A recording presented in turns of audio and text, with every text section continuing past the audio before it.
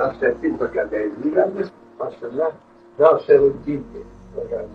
Dine yardım eden, dinin yardımcısı Allah makamı ümmeti Muhammed'in sıkıntının üzerinde, onların üzerinden yükü alan zattır. Onun zamanında ne televizyon vardı, ne radyo vardı, ne telgraf, telefon, ne gazete, ne mecmua, böyle şeyler olmadığı halde Cenab-ı Hak onun namını Mağrib'e Maşrik'a duyurdu. Hem güldürdü hem öğretti. Cenab-ı Hak ona o rütbeyi verdi. Hikmetle konuştu ve hem milletin üzerinden sıkıntıyı aldı, onları ferahlattı. Onun için onun bir sözünü nakledip bir kimse hiç olmazsa gülümsemese bir yıl diyor onun üzerinden şundan kalkmaz. Bir yıl kimse gülemez.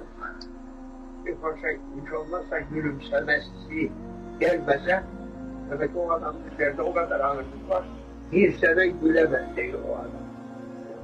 Onun için Allah sözünü takdir etsin.